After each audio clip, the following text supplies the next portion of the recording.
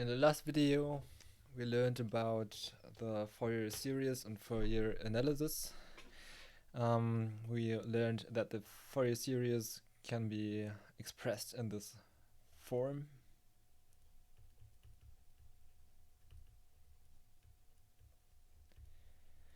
And we learned how to determine the coefficients 0, an, and bm by Fourier analysis.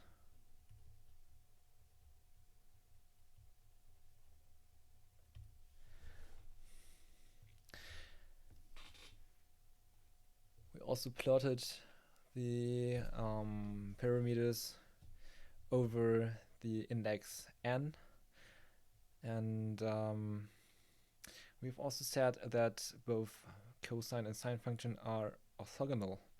So let's redraw the diagrams that we have drawn last in the last video in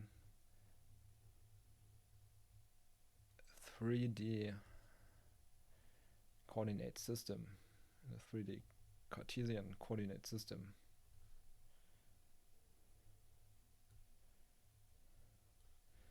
So on the x and y axis we have the parameters an and bn, and on the z axis there is the index n, or yeah.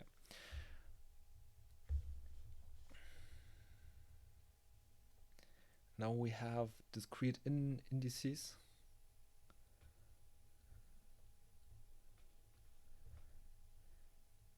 One, 2, 3, 4, and the negative axis -1 to -4. You may wonder how where the negative side of the axis comes from, as we so far have only considered positive indices, but we will come back to this soon. Now you can write all the coefficients an and bn into this coordinate system. So for example, you have b in this direction and a in this direction. This will be combined to something like this. Or let's take here index 3, this value, or let's draw it in another color, but we don't get confused. And you can also draw the other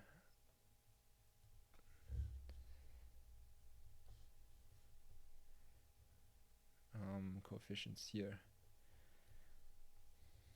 Yeah, they look maybe something like this. And I've chosen this representation on purpose. As you can see, some interesting facts here. So you can see that an and bn are in fact orthogonal, also in a geometric way. So we use here the orthogonality of the sine and cosine function to construct a coordinate system.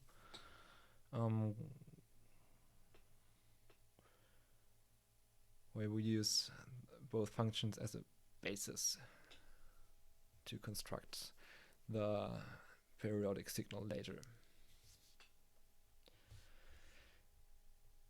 And we can also rewrite these axes here.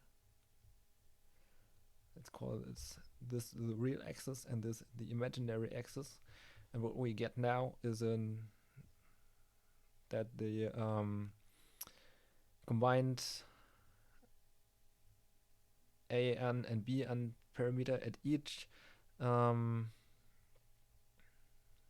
index n are complex numbers. So for example, consider the complex number at n equals 3, we have an absolute value, which is this, the length of the green bar, and there's also an angle to the real axis, which is the argument of the complex number. For example, now consider the green arrow. We have a complex number, let's call it C.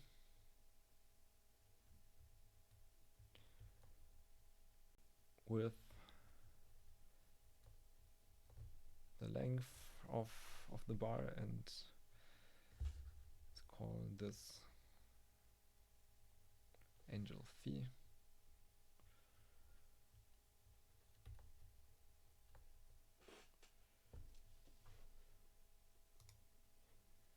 And this leads us to a different expression of the Fourier series, the complex valued Fourier series.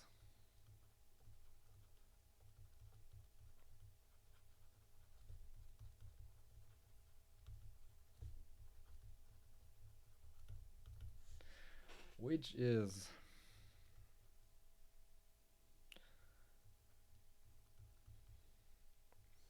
a periodic signal, and now it can also be complex valued. Is again a sum with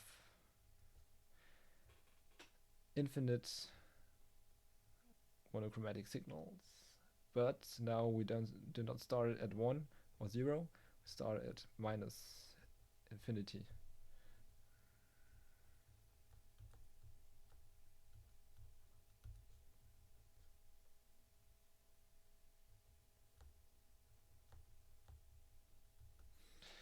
And now this is our complex valued Fourier series.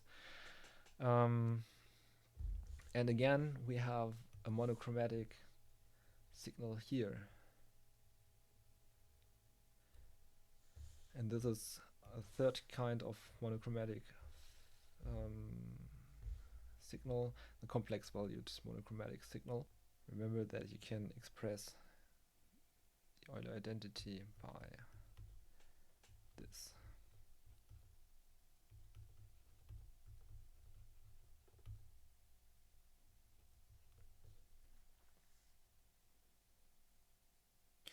And now you see why the negative part of the 3D coordinate system is also important,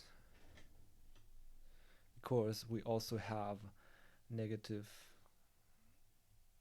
indexed components.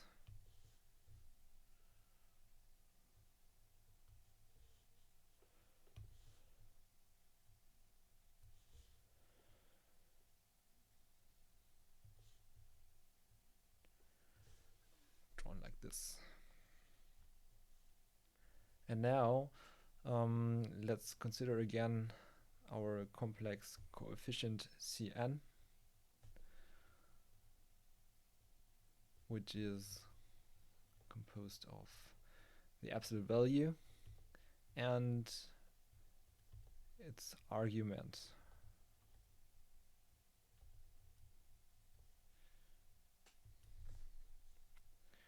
Yeah, it's notation in polar coordinates. Remember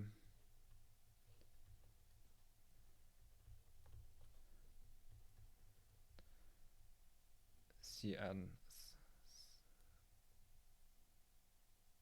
is represented here, so the length of the arrow is the absolute value, and this is the argument. The angle is the argument. Yep. So we can now plot these two, the absolute value and the argument. And this is the argument. And now we can now plot these two, the absolute value and the argument. And this is the argument. Yep. So we can now plot these two, the absolute value and the argument. And this is the argument. And parts of the polar coordinate.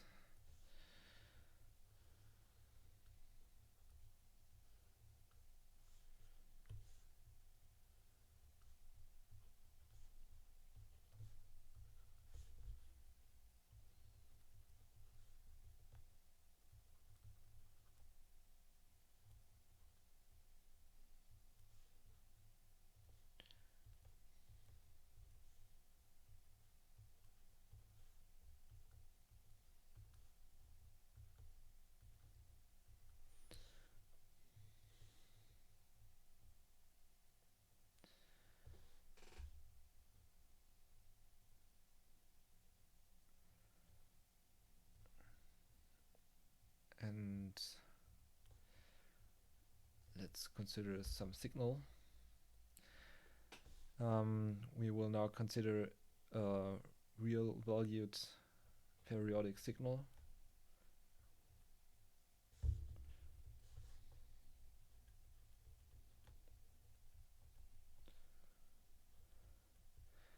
So this mathematically would also work on complex valued periodic signals, but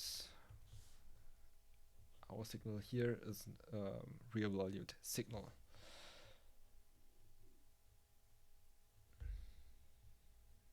And if we apply the Fourier analysis, we obtain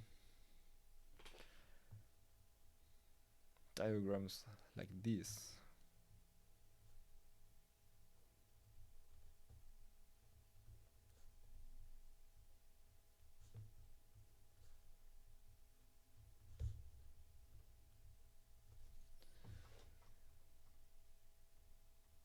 These diagrams show a very special property of the Fourier analysis of real valued periodic signals. These diagrams are symmetric. So the first diagram is called Amplitude Spectrum.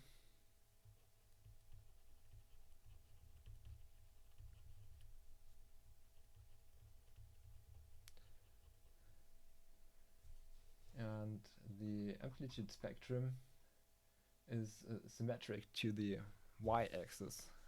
So you can imagine that the spectrum is just mirrored. Yeah, and the second diagram is called phase spectrum.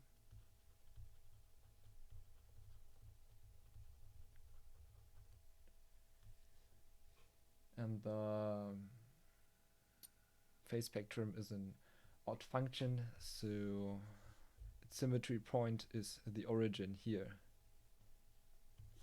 Phase spectrum is odd, and the amplitude spectrum is even.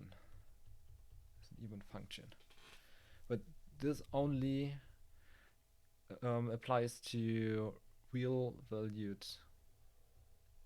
periodic signals, right?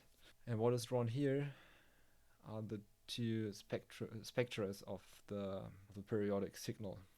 Spectrum is in fact the analysis of the frequency components. So it says that the periodic signal is composed of a number of monochromatic signals, and each index represents a monochromatic signal. Yeah, and the spectrum just defines what the contribution of this monochromatic signal is to the total periodic signal. And the monochromatic signal here has an amplitude, so this is why this diagram is called amplitude spectrum. And this monochromatic signal has a phase, and the phase contribution is given in the phase spectrum. That's why it's called phase spectrum. It is important to say that the symmetry rules that you see here only apply to real valued periodic signals. And the property of the spectrum here is called that the spectrum is a Hermitian function. Hermitian means that the conjugate complex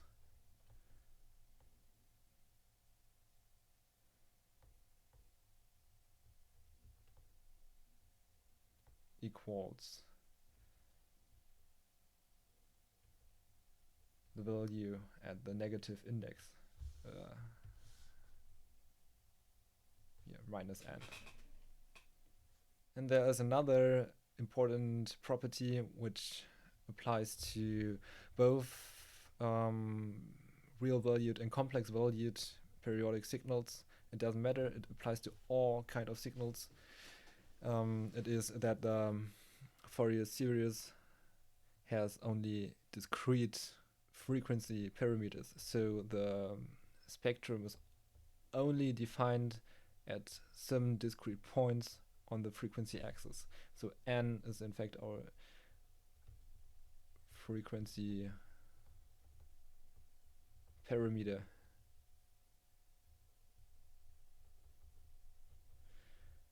And as you can see, spectrum is only defined here at some specific points. And in the next video, we're gonna have a look at non-periodic functions and how their spectra differs from this one.